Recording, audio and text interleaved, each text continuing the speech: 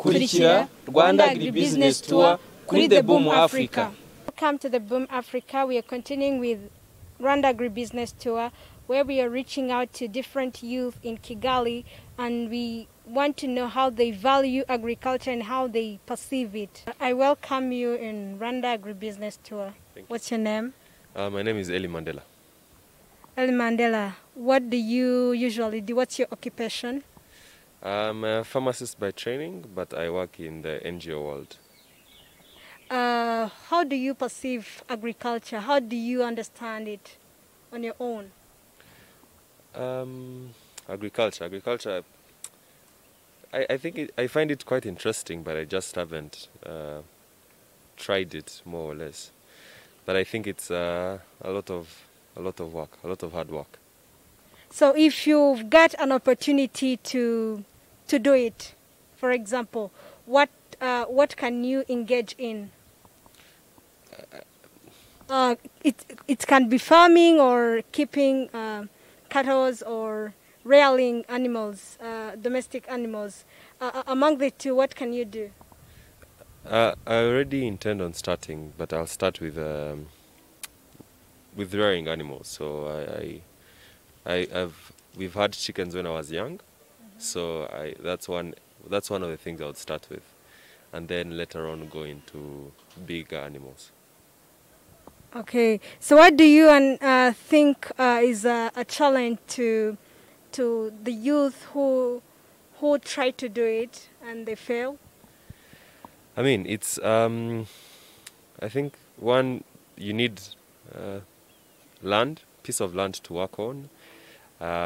You need the technical know-how of doing that, and it really requires somebody to be very dedicated. It's not a place to go get rich fast, so it requires a lot of hard work. Wow, it requires patience and something like that.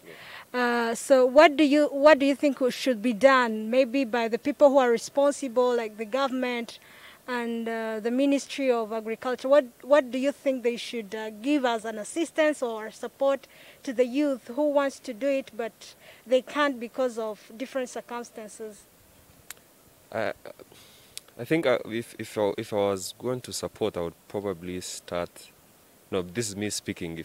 From a place, if I was a policymaker, I would start with those that have already started doing something small, and then enable them to do something bigger. So if they already have small pieces of land that they're working on well, enable them to get bigger pieces of land. That way, at least, you know, somebody's already dedicated, they're already doing something. Then you support those that have already started. They already have something going on to get bigger, rather than getting someone who's never done it before and then you ask them to go into agriculture. So if I've got you well, you're telling the youth who are listening to us, who are hearing us, and you're telling them that they should first start, so that they, after starting, they can seek the assistance from the government or the people responsible. Yeah, I think it basically, like most of other things, you need to have tried and something small.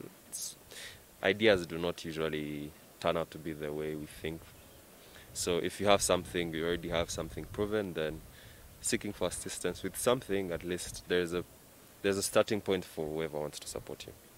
Okay, so as we end this, so what message can you give to everyone, especially the youth who are listening to us?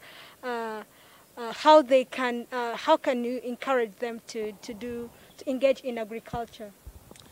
So I mean, it's if it's an area they're interested in, they should give it a try. So you shouldn't say something won't work when you haven't given it a try. So, and it shouldn't be a last resort. It's not a place you go when you've failed everything else. It should be a place that people who really are interested in it should go for it. Yeah. Thank you so much. So we've seen that we have to give it a time and have that patience in us so that we can successfully do farming. Thank you so much. Thank you. Stay tuned and follow Rwanda Agribusiness Tour on the Boom Africa.